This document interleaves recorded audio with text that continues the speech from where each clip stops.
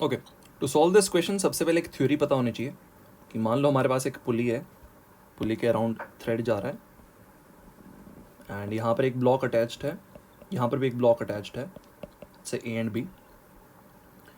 इसकी velocity let's say V A है, इसकी velocity let's say V B है। Both the velocities are parallel to each other and parallel to the thread. Threads are also parallel to each other on both sides. और जो पुली का centre है let's say वो we सी से ऊपर जा रहा है। सो यहाँ पर using the theory of constraints it can be derived कि थ्योरी की जो पुली का सेंटर है, पुली के सेंटर की स्पीड इन दोनों ब्लॉक्स की स्पीड का एवरेज आ जाएगा V A plus V B upon to.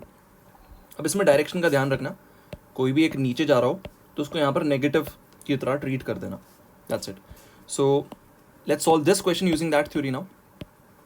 तो यहाँ पर हमें इस ब्लॉक की स्पीड निकालनी है। तो यार मान लो इसकी स्पीड नीचे है and it is V E, तो क्या तुम्हें इस पुली के सेंटर की स्पीड पता है? क्या तुम्हें इसकी स्पीड पता है?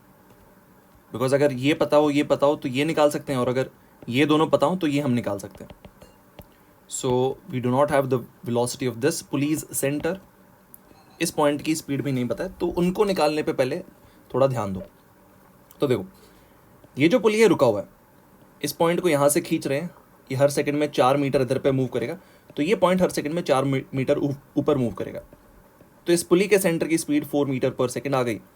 ये पॉइंट अटैच्ड है तो इसकी स्पीड 0 है, तो इसकी स्पीड 8 ऊपर होनी पड़ेगी, 8 मीटर्स पर second. Why? Because the average of these two should be equal to the velocity of the pulley. So हमारे पास इस पॉइंट की स्पीड आ गई। कौन से वाले पॉइंट की? इस पॉइंट की स्पीड आ गई which is upwards 8 metres per second. ठीक है, अब इस पॉइंट की निकाल लो कहीं से। तो इसकी स्पीड निकालने के लिए इस पॉइंट की स्पीड चाहिएगी, इस पॉइंट की स्पीड निकालने के लिए इस पॉइंट की या फिर इस पॉइंट की स्पीड चाहिएगी। अगर इस पॉइंट की स्पीड निकालनी है तो इन दोनों की स्पीड्स पता होनी चाहिए, इसकी स्पीड के लिए इन दोनों की स्पीड्स पता होनी चाहिए, जो कि पता है। तो अब देखो, ये ऊपर है तो इसको +8 लिखना, ये नीचे है तो इसको ऊपर की तरफ +2 लिख देना, सॉरी -2 लिख देना। तो 8 एंड -2 का जो एवरेज आएगा वो आएगा 3। तो इस पॉइंट की अपवर्ड्स वेलोसिटी 3, इसकी अपवर्ड्स वेलोसिटी 2, दोनों का एवरेज लोगे 2.5 आएगा, वो इसकी अपवर्ड्स वेलोसिटी है 2.5। तो इसकी आगे 2.5 मीटर्स पर सेकेंड वेलोसिटी, इसकी नीचे 2.5 metres per second velocity, and 1 इसकी है। तो इसकी लेट्स से वेलोसिटी तुम नीचे मान रहे हो या फिर ऊपर मान लो, तुम्हारी मर्जी है। ये ऊपर आएगी वैसे तो दिख रहा है। So let's consider to be x। So 2.5 नीचे है, x ऊपर है, इसको -x नीचे मान लेना, दोनों का डाउनवर्ड्स एवरेज 1 आ जाना चाहिए। So 2.5 -x divided by 2 is equals to 1। That gives me x is equals to 0.5 metres per second. तो ये ऊपर की तरफ 0.5 है, और ये जो है ब्लॉक, इसकी वेलोसिटी क्या होगी देख लेते हैं।